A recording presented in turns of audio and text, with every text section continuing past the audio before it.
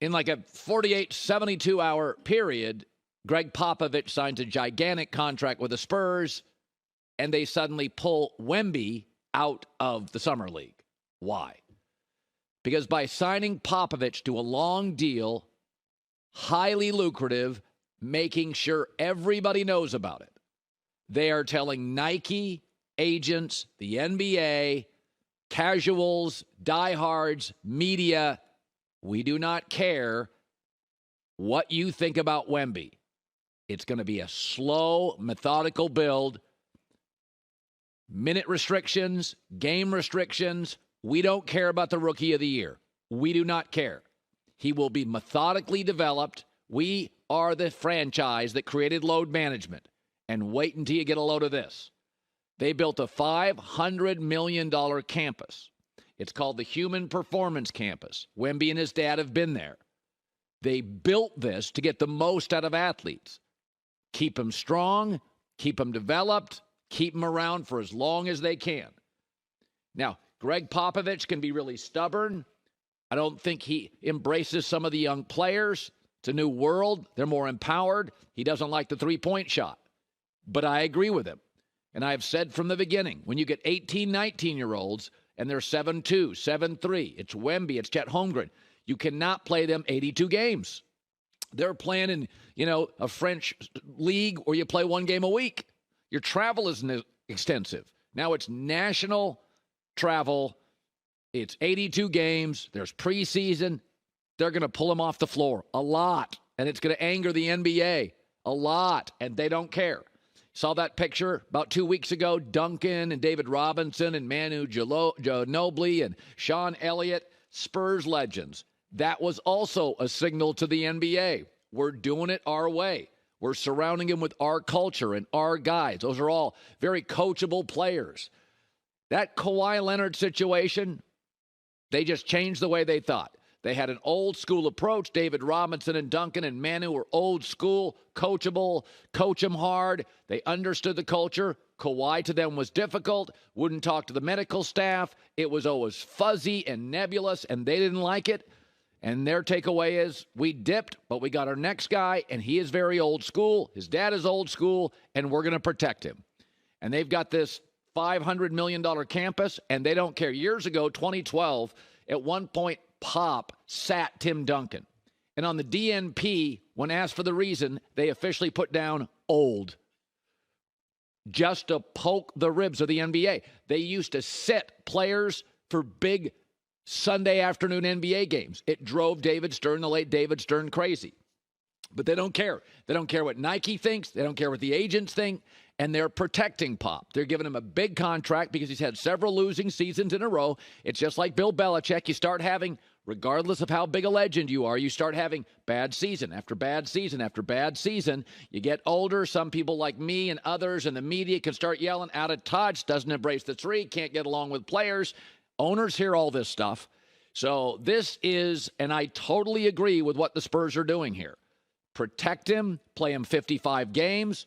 Try to play him as many at home as you can to reward your local fans. Keep him off some road trips. Put weight on him. I do not believe Wemby should be playing 70 games. I don't know if he should be playing 65 games. But it is not a coincidence that Popovich signs a massive contract. They make sure the world knows. They pull him out of the summer league. They're going to control this thing. They're not going to let agents control it or shoe companies control it or the league to control it, nor should they. The Spurs are really good at this. They've done it before, over and over and again. And they're the best team in the league, arguably, with international players. The dad, Wemby, are all in. They'll be developed and protected. Baseball's about individual stats. Mike Trout has him. He's a legend. Ohtani, wherever he plays, will have him. We're not going to hold him accountable for his team because we understand how baseball works. You need great pitching. You need a great infield. You need a bullpen. You need some power, but not too much power. You need speed to take the extra base. We know baseball is heavily layered, and one great player can't win. We know that if Jeter was a Pittsburgh Pirate, he wouldn't have any rings. He was a Yankee, very crucial, but that's a big component to his 5 rings. The closer, the great player, the right manager, hitting in front of him, hitting behind him. Scott Brocious, Paul O'Neill, Jorge Posada, Bernie Williams, part of a collective. We don't think any one player. Basketball, it's like Michael 6 for 6, Russell 11 rings, Magic 9 finals. It's different. Baseball's about the individual. So what's the pressure on Ohtani? Now, it would drive me crazy to get on a plane year after year after year knowing I'm going to lose a series. It would just get really old. But baseball is different, and we do not hold baseball stars to the same pressurized title or bust, title or bad reputation. Also, in California, you're closer to the Pacific Rim. The weather in the summer is dreadful in many places. It's perfect in Orange County. It's not a pressurized market. So there is no Manning and Brady debate in baseball or MJ or LeBron. And Mike Trout's like, I'll sign up. Yeah, maybe I can get more in the market, but nobody's going to bother me. I don't want 15 guys around the batting cage for the Yankees and the Mets. I don't want the pressure of other places. Even Los Angeles, the Dodgers, all they do is win. There is pressure on Dave Roberts. There is pressure on Clayton Kershaw. Mookie Betts has to deliver. They got rid of Cody Bellinger. They're getting ready to get Ohtani. It's about winning. A lot of pressure. There's not in Anaheim. It's not the way it works. So I think now, the Nats let Bryce Harper go and didn't get anything. I thought it was a mistake. Juan Soto, they learned from that and said, okay, we're going to go get 6 guys. That's protecting the franchise. I think you would be laughed out of the NFL or NBA as a general manager if you had the best player in the world, he walked and he didn't get anything. That's just outrageous to me. Can you imagine if Ohtani leaves and they get nothing? So you didn't win with him and you didn't get anything for him. You'd never get a job again in any other sport. But baseball is quirky. There is no clock. There's their own pace. It took them forever to figure out basic speed of the game. It's just a different sport. It makes a fortune. It's about individual stats. We don't hold it against you. If you don't win, Ted Williams doesn't win, Tony Gwynn doesn't win. We don't hold it against you. Right? We don't consider Derek Jeter, who's amazing. He's not considered the best shortstop of all time, even though he has 5 rings. He's certainly top 10.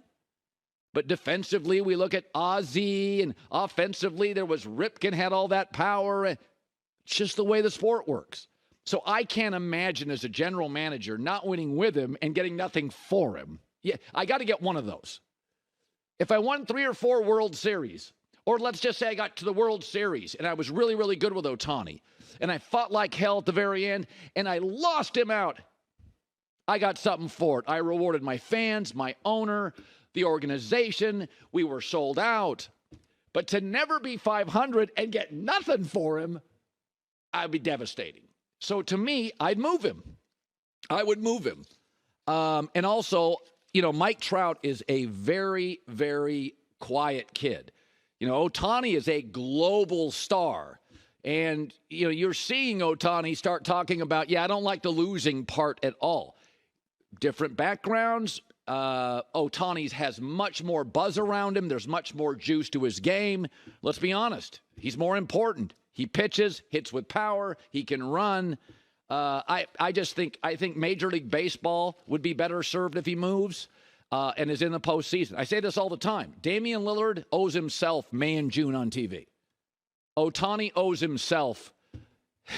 He owes himself to be on baseball TV in October. He's that great. He's an absolute legend. He's a little Mickey Mantle. He's a little Mookie Betts. He's a little Aaron Judge. He's a little of everything. But Ichiro was happy in Seattle. Mike Trout happy in Anaheim. I get it. I've seen it my entire life as a sports fan. Some guys just want to stay put. They don't want New York. They're not interested in New York. They want to make their money. They want to be around their family. They want good weather. They don't want the scrutiny. I mean, you see what happens to the Mets. You bring all these guys in. It's pressurized. They can't hit. What happens when you get tight as a baseball player? You can't hit. You can still pitch. You can be nervous on the mound and still throw 98 and have a cutter. But generally in golf, you get the yips if you're nervous. In baseball, you can't hit when A-Rod was in his head. So a lot of these guys, they just want their own space. They want to live in their own world. I would move him. Hi, everybody. Thanks for watching. Subscribe here to get the latest from the show. Also, be sure to check out more of the best clips from The Herd or go watch a few segments from other shows on FS1.